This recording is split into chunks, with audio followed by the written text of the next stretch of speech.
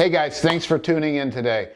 Today is the day we're going to talk about how you are going to save for your first down payment. So if that's something that you've been looking for or something that you've needed to hear for a while, please do me a favor and hit the like button, sign up for notifications, and subscribe to our channel. Allie appreciates that because she works her butt off on these videos.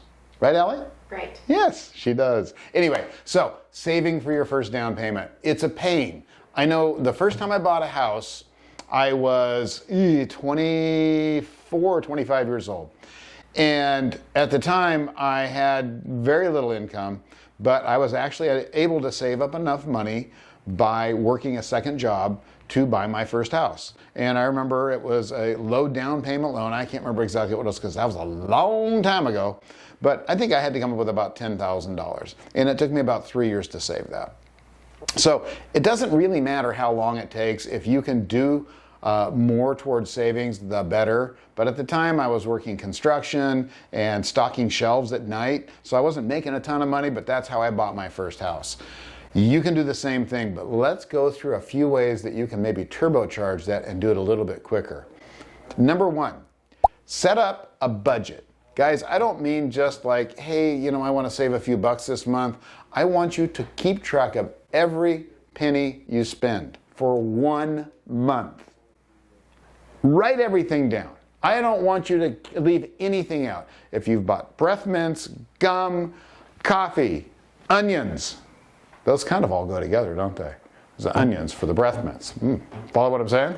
Anyway, if you can put all that stuff down on a piece of paper, and I want you to put your rent and your car payments and your insurance, any expenses you have for the month, they should be recurring, right? And then I want you to go and figure out what you're spending every year, once a year, like registration, maybe life insurance, maybe you pay your car insurance once a year. Figure out all those items, divide them by 12, and put that in there too. What we're trying to do is get a very, very realistic, and don't lie to yourself. That is the stupidest thing you can do. Be really honest with yourself. Don't fudge. Don't go, yeah, I don't have to write that down because I only did that once. You did it once, write it down.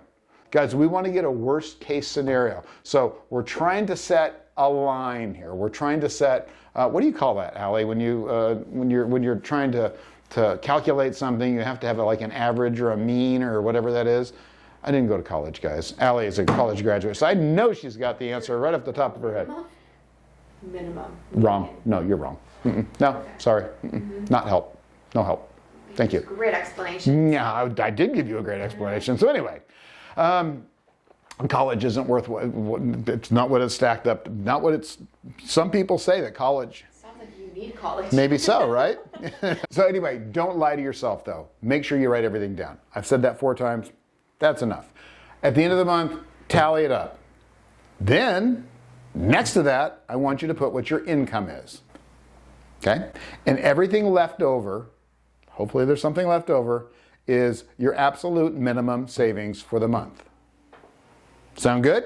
So if you make $4,000 a month and your expenses are $3,995, your savings for the month is $5. That's your absolute bare minimum savings that you can put into your savings account so you can save for your down payment. Okay, now we're going to work backwards. Now we're going to start carving things out. All the fun stuff you enjoy, you're going to replace that with other fun stuff that doesn't cost as much. You like to go to dance clubs? Now you like to hike. You like to go to Cabo? Now you just like to go to the closest beach, lake, or river. Guys, you're going to have to sacrifice. You're going to have to get used to sacrificing to get what you want in life. So when you're young or even my age, what you want to do is you want to sacrifice as much as possible so that you can live your later years without sacrificing. But don't sacrifice fun. I have a lot of fun hiking and camping and doing those kinds of things that don't cost anything or cost very little. And I know you'll figure that out too. Purses for women. Car parts for men. Cut it all out, guys. Start taking things every week and eliminating them. If you're going to Starbucks twice a day, knock that down to 0. Okay? You're going to save yourself $10 a day. That's $70 a week. That's about $300 a month. There's 4.33 weeks in a month, so what is that? 10 times, so it's fourth one, yep, about $300 a month. $300 a month. So you've just gone from saving $5 a month to $300 a month. Boom, just like that. What does that come to? $3,600 a year. You're on your way, guys. You're on your way. But what else can you cut out? Can you shop somewhere else for groceries? Can you use coupons? There's so many things you can do. I'm not going to go over all of them. You're smart people. And I'm not talking about, reusing coffee filters or anything stupid like that. I'm talking about knocking out the things that you don't really need for a while. And you'll probably find out that you don't really need them, period. And that's even better because then you're saving more money for house number 2. All right, guys, so that's how you start saving for your down payment. And you may say, well, Mark, I can't knock anything out. I don't believe that. I absolutely don't believe that. There's fast food. There's so many things you can stop. Packing lunches, packing breakfast. There's a million things you can stop doing right now. Allie's thinking about all of them right now because she's saving up for her first house. And what's the first thing you're going to give up?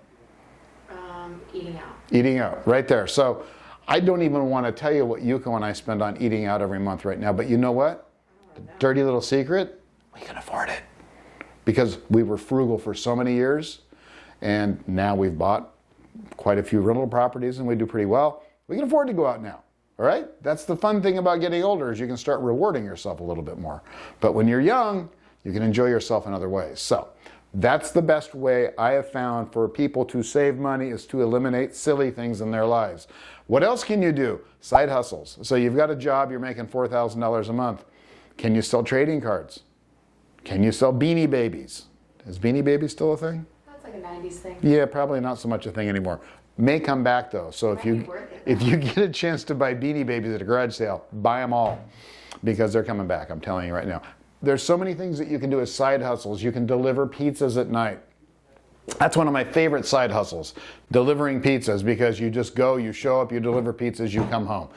Tips are wonderful, the money is good, and you can do it after work. Look, if you've got a wife and kids, they'll understand. I'm trying to buy you a house, guys, and they'll understand that. They really, really will. Do what you've got to do. Sell what you've got to sell. Save your money. Buy your first house. If you can house hack like a triplex, yes, that's a bonus. Now you're on fire.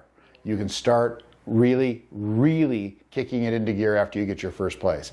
Guys, that's as far as I'm going to go today. Start saving now. Make that list of things that you're going to spend money on for the next 30 days and start chopping it with an axe. Knock out as much as you can, and you will be able to save money. It might take you a couple of years, but you can do it. The way to speed it up, like I said, do a side hustle. I don't care what it is. What is it? Ryan Pineda flips couches. There's guys that sell sports cards. There's guys that sell other memorabilia.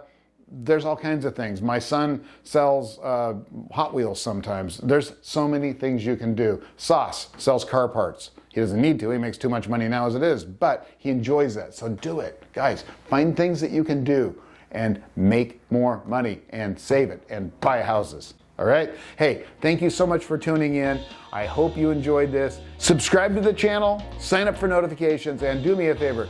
Take your finger, reach down, and hit that like button. That really helps the algorithm, helps get my message out to more people, and it makes Allie really happy when she sees it.